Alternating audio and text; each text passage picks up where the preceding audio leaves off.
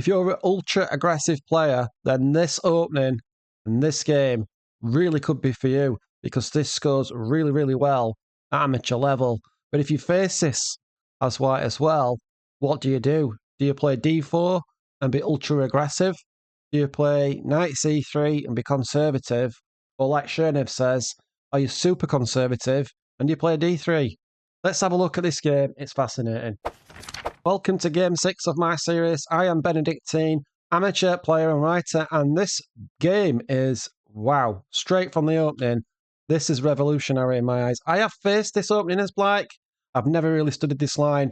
I've just looked on the Lichess database, having gone through the notes again for the second time on this game, and this scores really, really highly as black. So if you're interested in, ramming it down white's throat from the outset, and checkmating in like 90 moves like this game does, this really could be the move for you. So f5 is ultra aggressive.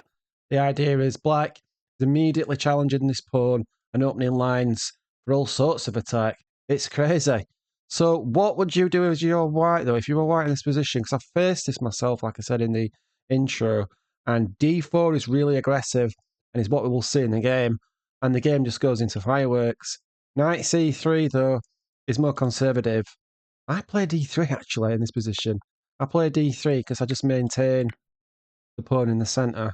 Must be ultra conservative. I never really thought I was. That's what Chernev says, and he's never wrong. So sometimes is. So let's flip this back. Let's go back to that position. Roy Lopez, f5, and in this game, as we've seen, white goes d4, and it explodes early on. But black's play, as you would expect, is logical in the sense of breaking principles when they apply to the position. And this is something I've mentioned in previous videos when people dismiss this great book saying, yeah, it's all right for beginners, I'm above that sort of thing. But actually, when you look at the games again, as I have done in this series, it's been 10 plus years since I've looked. I think there's more value in this book than just dismissing it as okay for beginners. Anyway, let's get on with this game. So white plays d4. What does white do in this position? F takes e. That was the objective of f5 anyway, I assume. Kicking the knight, and then we have an exchange of knights, and then this move here. So what would you play in this position? So black, I would be looking to sort of develop pieces. I'm really not used to playing without an f-pawn so early, so I'm a little bit scared of like queen coming in and stuff like that. But black plays c6 in this position, and Chernev says this is an excellent move, and he justifies the pawn move because it's not a waste of move because we're kicking the bishop, which has to move, and then it opens up lines for the queen. And this is the idea. Actually getting the queen out early, it does remind me, having just looked at this a couple of times without any great experience, is a little bit like a Scandinavian setup.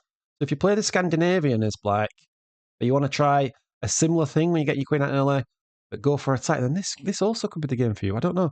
So after bishop c4, the queen comes out with check and regains the e-pawn. Right, and we can be getting a very aggressive setup early on. Secure the e-pawn with this move and white castles. And what would you play in this position? Surely it's time to get some pieces out. Surely it's time to get the knight out, get the bishop out. Something like that. Surely. No.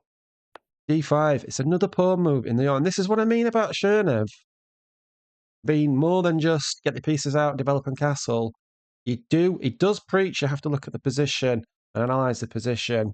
It's not raw memorization of general principles. It is about looking at the position and finding exceptions to general principles and general rules. The d5 kicks the bishop, and these pawns are doing a good job of sort of controlling the entire board, it looks like for me. I'm not familiar with this position. I'm familiar with the game because I played over it on holiday. But I can see a lot of joy in this. The bishop's going to come out already. That's pretty active. Surely we have to get the knight in the game, and then this bishop will threaten checkmate. And black has a really, really good time of it.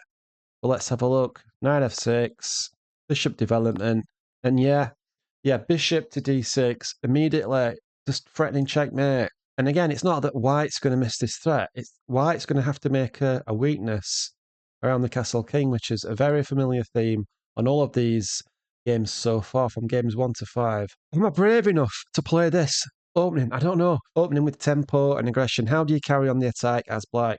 What does black do in this position? Well done if you found this idea.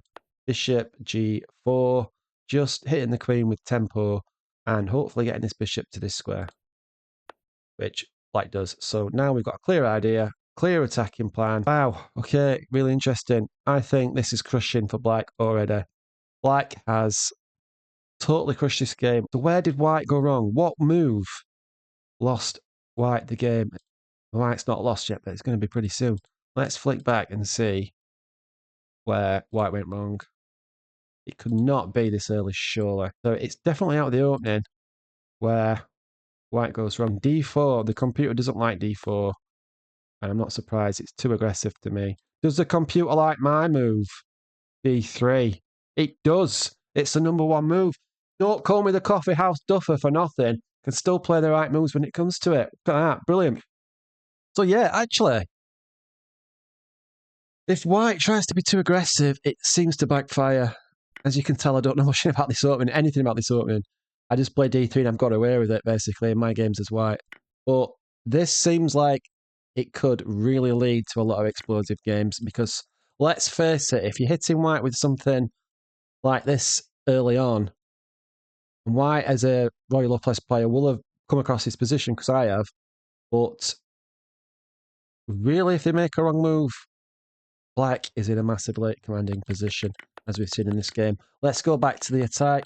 Let's look at how black finishes this game off already. This is nice. So, bishop trying to kick the queen, but you can take the bishop naturally, because if bishop takes, it's game over. So, no good. So, white has got an only move after this. Can you find the only move?